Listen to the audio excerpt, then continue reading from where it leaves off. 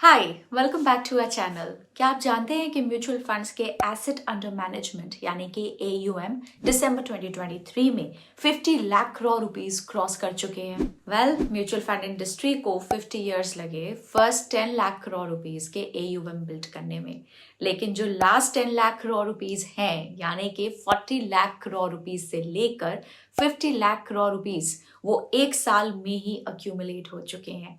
उसी तरह वो इन्वेस्टर्स ह्यूज कॉर्पस और वेल्थ बिल्ड कर चुके हैं जो काफी लंबे समय यानी कि कुछ डेकेड से अपने इक्विटी म्यूचुअल फंड्स में इन्वेस्टेड थे। साथ ही स्मॉल इन्वेस्टर्स भी डिसेंट कॉर्पस बिल्ड कर चुके हैं एक पावरफुल टूल के जरिए जिन्हें SIP या सिस्टमैटिक इन्वेस्टमेंट प्लान कहा जाता है।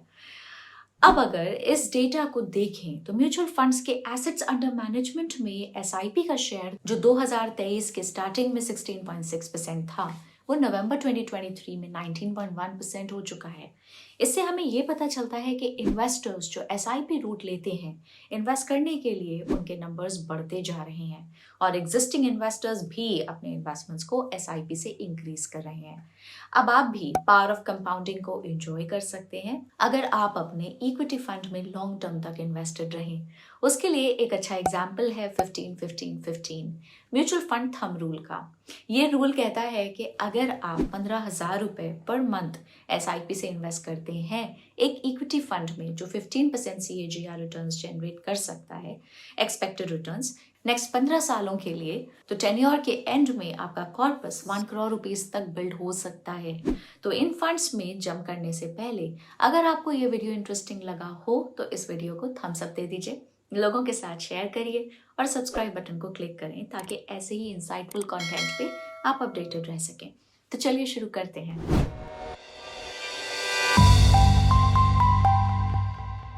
सपोज करिए आप 1 लाख रुपए लमसम इन्वेस्ट करते हैं एक इक्विटी फंड में, तो 20 से 30 साल में वो 1 लाख बढ़कर 1 करोड़ रुपीस हो सकते हैं कंपाउंडिंग की वजह से।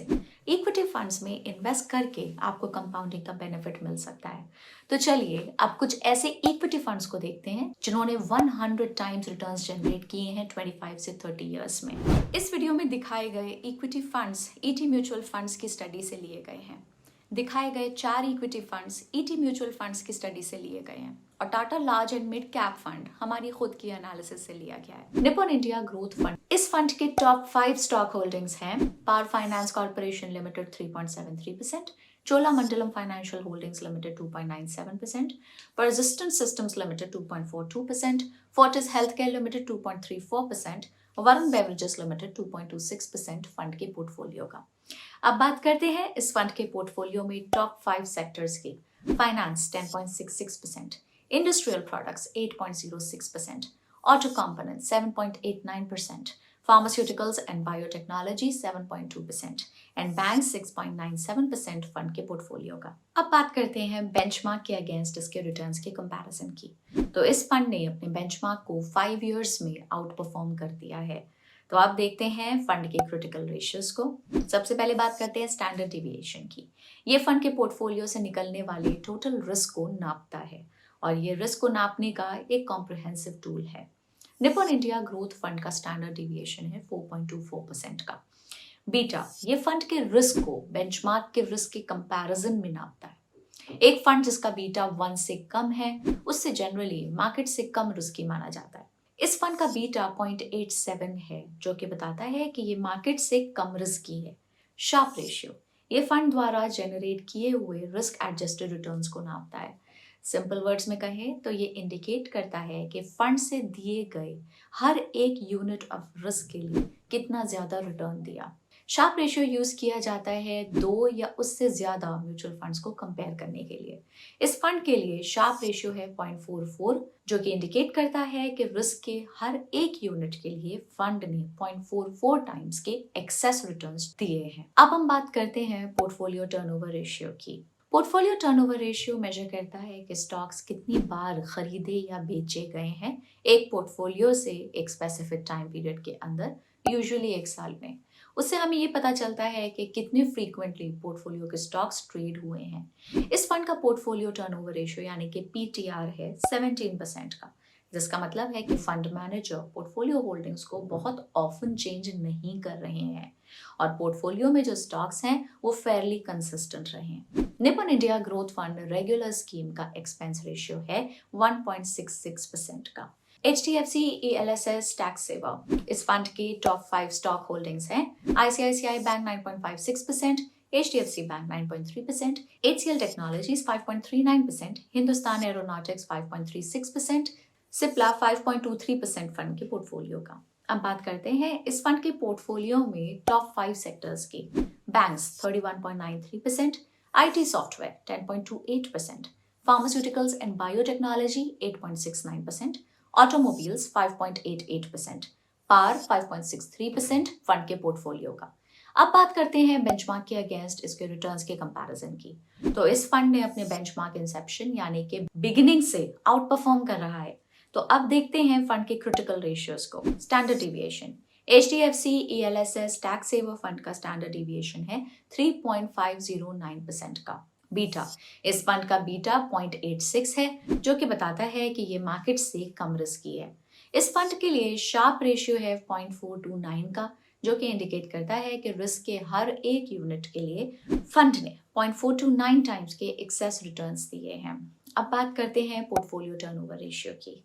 इस फंड का PTR है 29.85% का, जिसका मतलब है कि फंड मैनेजर पोर्टफोलियो होल्डिंग्स को बहुत ऑफन चेंज नहीं कर रहे हैं और पोर्टफोलियो में जो स्टॉक्स हैं वो फेयरली कंसिस्टेंट हैं पिछले वाले की तरह।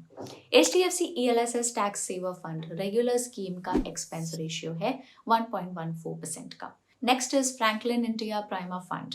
इस फंड की टॉप 5 स्टॉक होल्डिंग्स हैं। Federal bank 3.42%, REC limited 2.85%, NHPC 2.53%, Bharat electronics 2.51%, Trent 2.48% fund के पोर्टफोलियो का।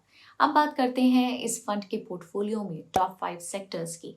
Banks 13.54%, auto components 7.35%, pharmaceuticals and biotechnology, IT software 6.16%, consumer durables at 5.42%।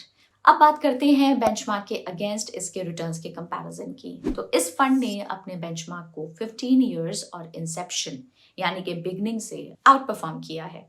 तो अब देखते हैं फंड के क्रिटिकल रेशियोज को। Standard deviation, Franklin India Prima fund का स्टैंडर्ड डिविएशन 4.23% है। इस फंड का बीटा 0.88 है, जो कि बताता है कि ये मार्केट से कम रिस्की है। इस फंड के लिए शार्प रेशियो है 1.16 का, जो कि इंडिकेट करता है कि रिस्क के हर एक यूनिट के लिए फंड ने 1.16 टाइम्स के एक्सेस रिटर्न्स दिए हैं।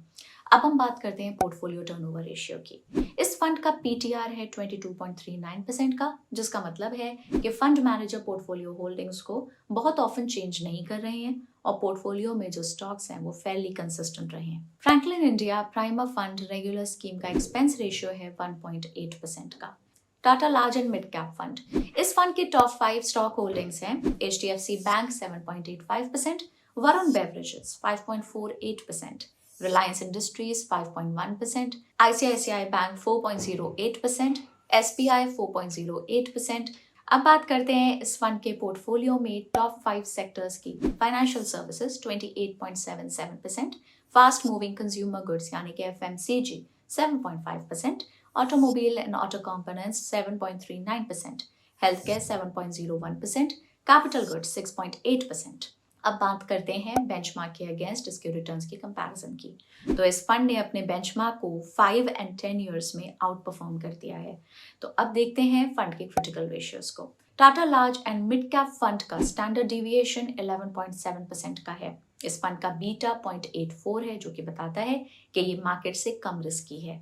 इस फंड के लिए शार्प रेशियो है 1.07% का, जो कि इंडिकेट करता है कि रिस्क की हर एक यूनिट के लिए फंड ने 1.07 टाइम्स के एक्सेस रिटर्न्स दिए हैं।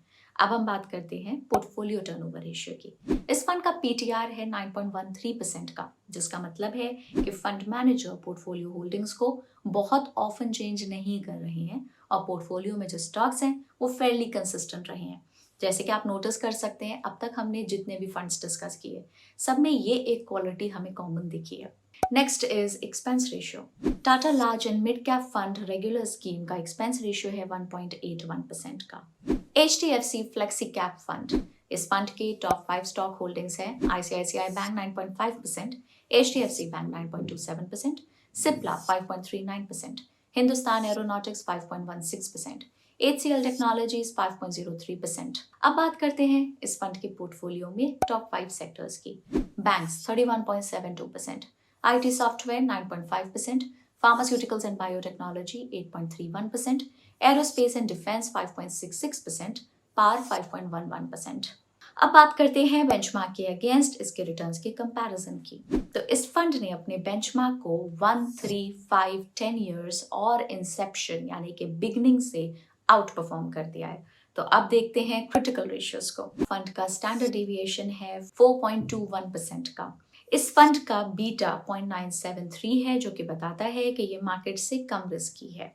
इस फंड के लिए शार्प रेशियो है 0.392 का, जो कि इंडिकेट करता है कि रिस्क की हर एक यूनिट के लिए फंड ने 0.392 टाइम्स के एक्सेस रिटर्न्स दिए हैं।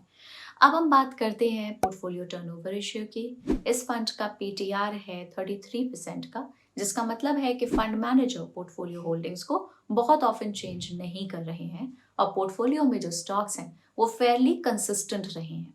Expense ratio, HDFC flexi cap fund regular scheme का एक्सपेंस रेशियो है 1.53% का।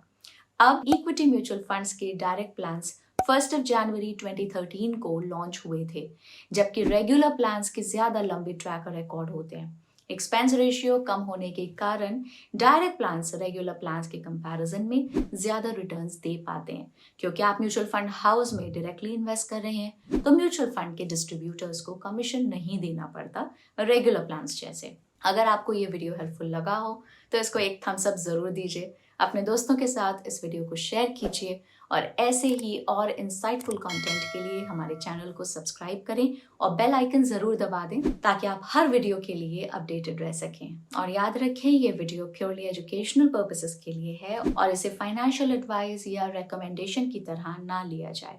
Thank you for watching and happy investing.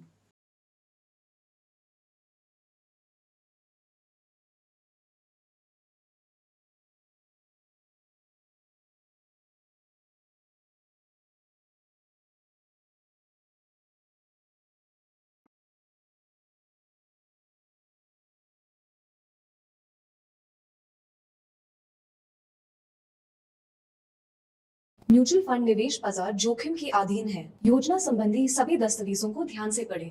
Mutual fund investments are subject to market risks. Read all scheme related documents carefully.